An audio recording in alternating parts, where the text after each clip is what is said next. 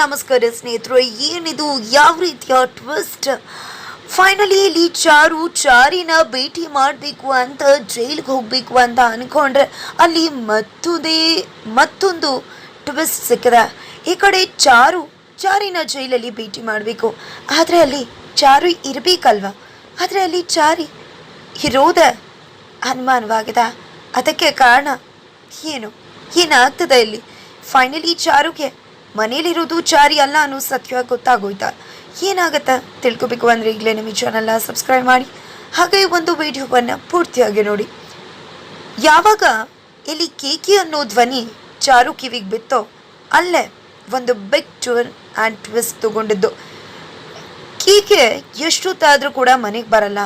ಯಾಕೆ ಇಷ್ಟೊತ್ತು ಅಂತ ಮನೆಗೆ ಬಂದಮೇಲೆ ಕೇಳಿದ್ರೆ, ನಿನ್ನಿಂದ ನನ್ನ ಜೀವನನೇ ಬರ್ಬಾದಾಗಿದೆ, ಹಾಳಾಗಿದೆ, ದುರದೃಷ್ಟವಂತೆ, ದರಿದ್ರ ನೀನು. ನನ್ನ ನೆಮ್ಮದಿ ಆಗಿರಬೇಕು, ನನ್ನ ಮನೆ ನೆಮ್ಮದಿ ಆಗಿರಬೇಕು ಅಂದರೆ ಮೊದಲು ಈ ಮನೆಯಿಂದ ತೊಲಗು, ಡಿವೋರ್ಸ್ ಕೊಡು, ನಿಮ್ಮಪ್ಪನ ಮನೆಗೆ ಹೋಗು ಅಂತೆಲ್ಲ ತುಂಬ ಕೀಳಾಗಿ ಮಾತಾಡ್ಬಿಡ್ತಾನೆ ಕೇಕೆ. ಆದರೆ ಈ ಎಲ್ಲ ಮಾತಂದ ಮನಸ್ಸು ಹಾಳು ಮಾಡ್ಕೋತಾಳೆ ಚಾರು. ಯಾವತ್ತೂ ಕೂಡ ರಾಮಾಚಾರಿ ಈ ರೀತಿ ಮಾತಾಡೋನಲ್ಲ, ಆದರೆ ಯಾಕೆ ಇಂಥ ಮಾತುಗಳನ್ನ ಆಡ್ಬಿಟ್ಟ, ಏನು ಮಾಡಲಿ ನಾನು ಅಂತ ಯೋಚನೆ ಮಾಡ್ತಾಳೆ. ಜೊತೆಗೆ ಮೊದಲು ಅಪ್ಪನ ಮನೆಗೆ ಹೋಗ್ಬಿಡೋಣ ಅಂತ ಡಿಸೈಡ್ ಮಾಡ್ಕೋತಾಳೆ. ಅದಕ್ಕೋಸ್ಕರ ಅತ್ತೆಗೂ ಕೂಡ ಅಪ್ಪನ ಮನೆಗೆ ಹೋಗಿ ಬರ್ತೀನಿ ಅಂತ ಹೇಳ್ತಾಳೆ. ಏನದು ಯಾಕೆ ಅಂತ ಅನಿಸೋದಂತೂ ಖಂಡಿತ ಜಾನಕಿ ಅವ್ರಿಗೆ. ಆದರೆ ಏನನ್ನ ಕೂಡ ಮಾತಾಡ್ದೆ ಈ ಕಡೆ ಚಾರುನ ಕಳಿಸ್ಕೊಡ್ತಾರೆ. ನಂತರ ಈ ಕಡೆ ಚಾರು ಮನೆ ಬಿಟ್ಟು ಹೋಗ್ತಿರೋ ವಿಶ್ವ ವೈಶ್ವಕ್ಕೆ ಗೊತ್ತಾಗಿ ಫುಲ್ ಖುಷಿ ಪಡ್ತಾಳೆ.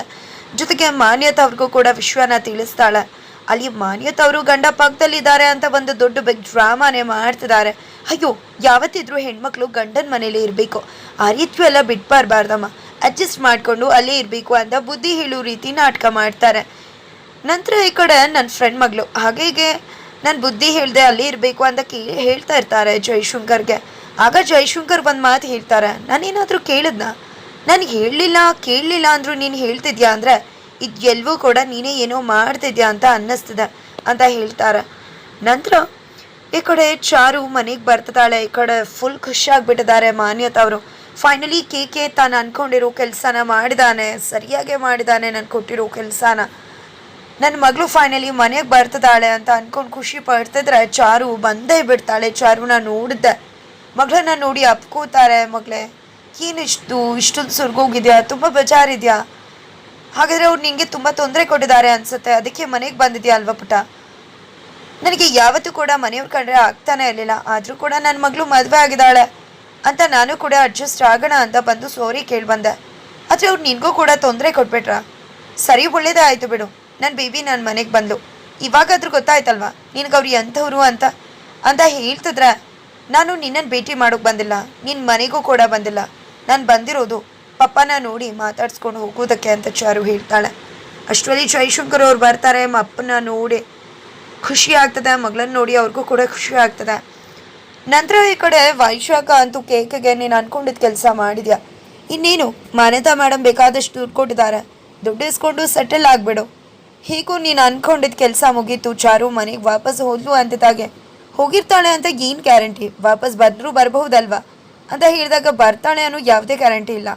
ಅವಳು ಯಾವತ್ತೂ ಕೂಡ ಅಮ್ಮನ ಮನೆಗೆ ಹೋಗ್ತೀನಿ ಅಂತ ಹೇಳಿದವಳಲ್ಲ. ಯಾಕಂದರೆ ಗಂಡನ ಮೇಲೆ ತುಂಬ ಪ್ರೀತಿ, ಗಂಡಂಗೆ ತುಂಬ ಬಾರಿ ಅವಮಾನ ಮಾಡಿದ್ದು ಮಾನ್ಯತಾ ಮೇಡಮ್, ಅದಕ್ಕೋಸ್ಕರ ಮುಖ ಕೂಡ ಹಾಕೋದಿಲ್ಲ ಅಂತ ಹೇಳಿದ್ದು. ಮನೆಗೆ ಬಂದಾಗ ನೀನೇ ನೋಡ್ದೆ ಅಲ್ವಾ, ಎಲ್ಲರೂ ಕೂಡ ಮಾನ್ಯತಾ ಮಾತು ಕೇಳಿ ಕರ್ಗೋದ್ರು, ಆದರೆ ಚಾರು ಮಾತ್ರ ಕರಗಲಿಲ್ಲ. ಅಮ್ಮನೇ ಮನೆಯಿಂದ ಆಚೆ ಹಾಕಿದ್ಲು. ಅಂಥವಳು ಇವತ್ತು ಮನೆಗೆ ಹೋಗಿದ್ದಾಳೆ, ತವ್ರ ಮನೆ ನೆನೆಸ್ಕೊಂಡು ಅಂದರೆ ಖಂಡಿತ ಅವಳು ಮನಸ್ಸಿಗೆ ನೋವಾಗಿದೆ, ಅವಳು ಇನ್ಯಾವತ್ತೂ ವಾಪಸ್ ಬರಲ್ಲ ಅಂತ ಹೇಳ್ತಿದ್ದಾರೆ.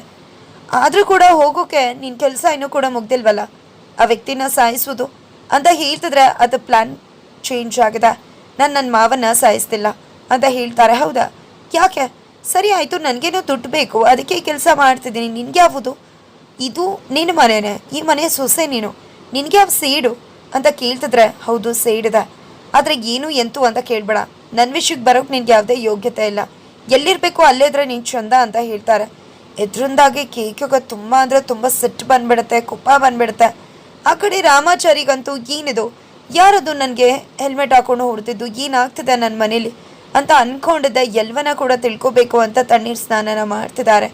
ಏನು ಮಾಡ್ತಿದ್ಯಾ ರಾಮಾಚಾರಿ ಅಂತ ಫ್ರೆಂಡ್ ಕೇಳಿದಕ್ಕೆ, ಇದು ದೇವ್ರ ಪೂಜೆ ಮಾಡೋದಕ್ಕೆ ಅಂತ ಹೇಳ್ತಾರೆ. ದೇವ್ರಿಗೆ ಇಲ್ಲಿ ಮಂತ್ರ ಹೇಳಿದ್ರೆ ಅಲ್ಲಿ ಫಲಿಸುತ್ತೆ ಅಂದಕ. ಹೌದು, ಮೈ ಮನಸ್ಸುಗಳು ಎರಡನ್ನ ಕೂಡ ನಾವು ಸದೃಢಗೊಳಿಸ್ಕೋಬೇಕು. ಆಗ ಮಾತ್ರ ನಮ್ಮ ಮನಸ್ಸಿನ ಗುರಿ ತಲುಪಬೇಕಾಗಿರೋದನ್ನು ತಲುಪತ್ತೆ. ನನ್ನ ಸುತ್ತ ಶತ್ರುಕೂಟನೇ ಉಟ್ಕೊಂಡದ, ಅದು ಎಲ್ಲವನ್ನ ಕೂಡ ದಾಟಿ ನಾನು ಹೊರಗಡೆ ಹೋಗಿ ಅದು ಯಾರು ಅಂತ ಕಂಡಿಡ್ದು ಎಲ್ಲರನ್ನ ಕೂಡ ಮಟ್ಟ ಹಾಕಬೇಕು ಅಂದರೆ ದೇವರ ಕೃಪೆ ನನ್ನ ಮೇಲಿರುತ್ತೆ. ಅದಕ್ಕೋಸ್ಕರನೇ ಪೂಜೆ ಪುನಸ್ಕಾರ ಎಲ್ಲವೂ ಕೂಡ ಅಂತ ಹೇಳ್ತಾರೆ. ಅದೇ ರೀತಿ ತನ್ನ ಸಲ್ಲಲ್ಲಿ ಗಂಧದ ಕಡ್ಡಿಯ ಹಾಗೆ ದೀಪನ ಬೆಳಗ್ತದಾನೆ ರಾಮಾಚಾರಿ ಕರ್ಪೂರದ ಮೂಲಕ. ದೇವ್ರ ಫೋಟೋ ಇಲ್ಲದವ್ರೆ, ಆದರೆ ಭಕ್ತಿ ಅನ್ನೋದು ಹಾಗೆ ಇದೆ. ದಯವಿಟ್ಟು ನನ್ನ ಜೀವನದಲ್ಲಿ ಏನಾಗ್ತದೆ, ನನ್ನ ಸುತ್ತಮುತ್ತ ಯಾರು ಇದನ್ನೆಲ್ಲ ಮಾಡ್ತಿದ್ದಾರೆ, ಜೊತೆಗೆ ನನ್ನ ಮನೇಲಿ ಏನು ಸಮಸ್ಯೆ ಇದೆ, ಏನಿದೆ ಎಲ್ಲವನ್ನ ಕೂಡ ಅರ್ಥ ಮಾಡಿಸಿದ್ದಾರೆ, ಎಲ್ಲವನ್ನ ಕೂಡ ಬಗೆಹರಿಸು ಅಂತ ಕೇಳ್ಕೊತಿದ್ದಾರೆ. ನಂತರ ಆ ಕಡೆ ಚಾರುಗೆ ಅಪ್ಪ ಧೈರ್ಯ ಹೇಳ್ತಿದ್ದಾರೆ. ಚಾರು ತನ್ನ ಮನಸ್ಸಿನ ನೋವೆಲ್ಲ ಹೇಳ್ತಾಳೆ. ನೋಡು ಮಗಳ, ನಿನ್ಗೆ ಎಲ್ಲಿ ಪ್ರಶ್ನೆ ಸಮಸ್ಯೆ ಉಟ್ಕೊಂಡಿದ್ಯೋ ಅಲ್ಲೇ ಹೋಗಿ ಪರಿಹಾರನ ಹುಡ್ಕೋಬೇಕು. ಅದನ್ನು ಬಿಟ್ಟು ಎಲ್ಲೆಲ್ಲೋ ಹುಡ್ಕಿದ್ರೆ ಖಂಡಿತ ನಿನಗೆ ಪರಿಹಾರ ಸಿಗಲ್ಲ ಅಂತ ಹೇಳ್ತಾರೆ. ಅಪ್ಪನ ಧೈರ್ಯ ಮಗಳನ್ನು ಹುರಿದುಂಬಿಸಿದೆ. ರೋಡಲ್ಲಿ ಬರಬೇಕಿದ್ರೆ ಕೇಕೆ ಬಾಡಿ ಗಾರ್ಡ್ ಅಂದರೆ ಅವನ ಫ್ರೆಂಡ್ನ ಕೂಡ ನೋಡ್ತಾಳೆ. ಅವೊಬ್ಬ ದೊಡ್ಡ ಕಳ್ಳ ಅನ್ನೋದು ಕೂಡ ಅವಳು ಗೊತ್ತಾಗುತ್ತೆ. ಅದರಿಂದಾಗಿ ಕೇಕೆ ಮೇಲಿರೋ ಅವಳ ಅನುಮಾನ ಜಾಸ್ತಿ ಆಗುತ್ತೆ. ಮನೆಗೆ ಬರ್ತಾಳೆ. ಬರ್ತಿದ್ದಾಗೆ ವೈಶ್ವಕ ಮತ್ತು ಕೇಕೆಗೆ ಫುಲ್ ಶಾಕ್ ಆಗ್ತದೆ. ಬಿಕಾಸ್ ಅವ್ರ ಮನೆಗೆ ಬರಲ್ಲ ಅಂತ ಅಂದ್ಕೊಂಡಿದ್ರು, ಬಟ್ ಮನೆಗೆ ಬರ್ತಿರೋದು ಅವ್ರಿಗೆ ಶಾಕ್ ನೀಡುತ್ತೆ. ನೀನೇನು ಮಾಡ್ತೀಯೋ ಗೊತ್ತಿಲ್ಲ, ನಿನ್ನ ಮಾತಿಂದ ಅವಳು ಮನ್ಸು ಹೊಡೆದೋಗಿ ವಾಪಸ್ ಮನೆಗೆ ಹೋಗಬೇಕು ಅಂತ ಹೇಳಿ ವೈಶ್ವಕ ಹೋಗ್ತಾಳೆ. ನಂತರ ಈ ಕಡೆ ಕೇಕೆ, ಎಲ್ಗೆ ಹೋಗಿದ್ದೆ, ನಿಮ್ಮ ಅಪ್ಪನ ಮನೆಗೆ ಹೋಗಿದ್ಯಾ, ಅವತ್ತೇನು ಬಿಲ್ಡಪ್ ಕೊಟ್ಟೆ, ಹೋಗಲ್ಲ, ನಿನ್ನ ಗಂಡಂಗೆ ಅಷ್ಟು ದೊಡ್ಡ ಅಮ್ಮನೇ ಆಗಿದ್ರು ಹೋಗಿದ್ಯಾ ನೀನು ಅಂತ ಕೇಳ್ತಿದ್ರೆ, ನನ್ನ ಮನೆಗೆ ಹೋಗಿರಲಿಲ್ಲ ರಾಮಾಚಾರಿ, ಹೊರಗಡೆ ನಿಂತು ಅಪ್ಪನ ಜೊತೆ ಮಾತಾಡಿ ಬಂದೆ ಅಂತ ಹೇಳ್ತಾಳೆ. ಒಳಗಡೆ ಹೋಗಿದ್ಯೋ ಹೊರಗಡೆ ನಿಂತಿದ್ಯೋ, ಹೋಗಿದ್ದೆ ಅಲ್ವಾ, ಯಾರಿಗೇನು ಗೊತ್ತು, ನಿನಗೆ ನಾಚಿಕೆ ಮಾನ ಮರ್ಯಾದೆ ಏನೂ ಅಲ್ವಾ. ಎಷ್ಟು ಬಾರಿ ಹೇಳಿದೆ ನಿನ್ನಿಂದ ನನ್ನ ಜೀವನ ಬರ್ಬಾದಾಗಿದೆ, ನನ್ನ ಜೀವನ ಏನಾಗಿದೆಯೋ ಅದು ಎಲ್ಲದಕ್ಕೂ ನೀನೇ ಕಾರಣ ಅಂತ ಅಂದರೂ ಕೂಡ ನೀನು ನಾಚಿಕೆ ಬಿಟ್ಟವಳು. ಬೇರೆ ಯಾರಾದರೂ ನಿನ್ನ ಜಾಗದಲ್ಲಿ ಇದ್ದಿದ್ರೆ ಇಷ್ಟೊತ್ತಿಗೆ ಸೂಸೈಡ್ ಮಾಡ್ಕೋತಿದ್ರು, ಇಲ್ಲ ಅವ್ರ ಅಪ್ಪನ ಮನೆಗೆ ಹೋಗಿಬಿಡ್ತಿದ್ರು ಅಂತ ಹೇಳಿ ಹೊರಟೇ ಬಿಡ್ತಾನೆ. ಅದರಿಂದಾಗಿ ಚಾರು ಮನ್ಸಿಗೆ ನೋವಾಗುತ್ತೆ. ಜೊತೆಗೆ ಚಾರು ರಾಮಾಚಾರಿ ಪ್ರತಿ ಬಾರಿ ಎಂಥ ಸಂದರ್ಭದಲ್ಲೂ ಅವಳನ್ನ ಬಿಟ್ಕೊಡ್ದೇ ಇದ್ದದ್ದು, ಅವಳನ್ನ ಕಾಪಾಡಿದ್ದು ಎಲ್ಲ ನೆನಪಾಗುತ್ತೆ. ಅದನ್ನು ನೆನೆಸ್ಕೊಂಡಿದ್ದೆ ಖಂಡಿತ ಇಲ್ಲಿರೋದು ರಾಮಾಚಾರಿ ಅಲ್ಲ ಅನಿಸ್ತದೆ ಅಂತ ಅಂದ್ಕೊಂಡೇ ಬಿಡ್ತಾಳೆ. ನಂತರ ಈ ಕಡೆ ರಾಮಾಚಾರಿ ಕುತ್ಕೊಂಡಿರ್ತಾನೆ. ಅಲ್ಲೇ ಮಿರರ್ ಇರುತ್ತೆ. ಅವಳಿಗೊಂದು ಯೋಚನೆ ಬರುತ್ತೆ. ಕೇಕೆ ಅಲ್ಲಿಂದ ಎದ್ದೇಳ್ತಿದ್ದಾಗೆ ಈ ಕಡೆ ಫೋನ್ ಬರೋ ರೀತಿ ಮಿರರ್ ಮುಂದೆ ನಿಂತ್ಕೊಂಡು ಚಾರು ಮಾತಾಡ್ತಿದ್ದಾಳೆ. ಏ ಕೇಕೆ ಅಂತ ಹೇಳ್ತಿದ್ದಾಗೆ ಕೇಕೆ ತಿರ್ಕೋತಾನೆ, ಗಾಬರಿ ಆಗಿದ್ದಾನೆ. ಅದು ಎಲ್ಲವನ್ನ ಕೂಡ ಮಿರರ್ ಮುಖಾಂತರ ಅಬ್ಸರ್ವ್ ಮಾಡ್ತಿದ್ದಾಳೆ ಚಾರು. ನನಗೇನು ನೀನು ಆಡ್ತಿರೋದೆಲ್ಲ ಗೊತ್ತಿಲ್ಲ ಅಂತ ಅಂದ್ಕೊಂಡ್ಬಿಡಿದ್ಯಾ, ಏನು ಅಂದ್ಕೊಂಡಿದ್ಯಾ, ನಿನ್ಗೆ ಎಲ್ಲ ಆಟ ಕೂಡ ನನಗೆ ಗೊತ್ತು ಕೇಕೆ ಅಂತ ಹೇಳ್ತಿದ್ರೆ ಈ ಕಡೆ ನಿಂತಲ್ಲೇ ನಡಗೋಗಿ ಬೆವರಿಳಿಸ್ತಿದ್ದಾನೆ ಕೇಕೆ. ಇದು ಎಲ್ಲವ ಕೂಡ ಮಿರರಲ್ಲಿ ನೋಡಿದ ಚಾರುಗೆ ಕ್ಲಿಯರ್ ಆಗಿಬಿಡುತ್ತೆ, ಇದು ರಾಮಾಚಾರಿ ಅಲ್ಲ ಬೇರೆ ಯಾರು ಅಂತ. ಹಾಗಿದ್ರೆ ಏನಾಗ್ತದೆ ಇಲ್ಲಿ ಅನ್ನೋದನ್ನು ತಿಳ್ಕೋಬೇಕು. ಮತ್ತೆ ಬಂದು ಕೇಕೆ ರಾಮಾಚಾರಿ ವೇಷದಲ್ಲಿ ಚಾರುಗೆ ಬಾಯಿಗೆ ಬಂದಂಗೆ ಬೈತಾನೆ. ಆದರೆ ಚಾರು ಮೌನವಾಗೇ ಇರ್ತಾಳೆ. ಆ ಕಡೆ ಯಾರಿರ್ಬೋದು, ಅದು ನನ್ನ ಮನೇಲಿ ಏನಾಗ್ತಿರ್ಬೋದು ಅಂತ ಹೇಳ್ತಿದ್ದಾನೆ ರಾಮಾಚಾರಿ. ಆಗ ಅಲ್ಲಿರೋ ವ್ಯಕ್ತಿ ಎಲ್ಲರೂ ಕೂಡ ನಿನ್ನ ಕೇಕೆ ಅಂತ ಹೇಳ್ತಿದ್ದಾರೆ. ನೀನಿಲ್ಲಿದ್ಯಾ, ಮನೇಲಿ ಯಾರಿಗೂ ಏನೂ ಸಮಸ್ಯೆ ಆಗಿಲ್ಲ, ಅವರೆಲ್ಲ ಆರಾಮಾಗಿದ್ದಾರೆ. ಅದರ ಅರ್ಥ ನಿಂದೇ ಥರ ಯಾವುದೋ ಒಬ್ಬ ವ್ಯಕ್ತಿ ಇದ್ದಾನೆ, ಅವನ ಹೆಸರು ಕೇಕೆ. ನೀನು ಅವನ ಹೆಸರಲ್ಲಿ ಇಲ್ಲಿಗೆ ಬಂದಿದ್ಯಾ. ನಿಮ್ಮ ಮನೇಲಿ ಯಾವುದೇ ಸಮಸ್ಯೆ ಆಗ್ತಿಲ್ಲ ಅಂದರೆ ನಿನ್ನ ಹೆಸರಲ್ಲಿ ಆ ಕೇಕೆ ನಿನ್ನ ಮನೆಗೆ ಹೋಗಿದ್ದಾನೆ ಅಂತ ಅನಿಸುತ್ತೆ ಅಂತಾರೆ. ಈ ಕಡೆ ಒಂದು ಬಿಗ್ ಟ್ವಿಸ್ಟ್ ಸಿಗುತ್ತೆ. ರಾಮಾಚಾರಿಗೂ ಅದು ತಲೆ ಓಡ್ತಾ ಇದೆ.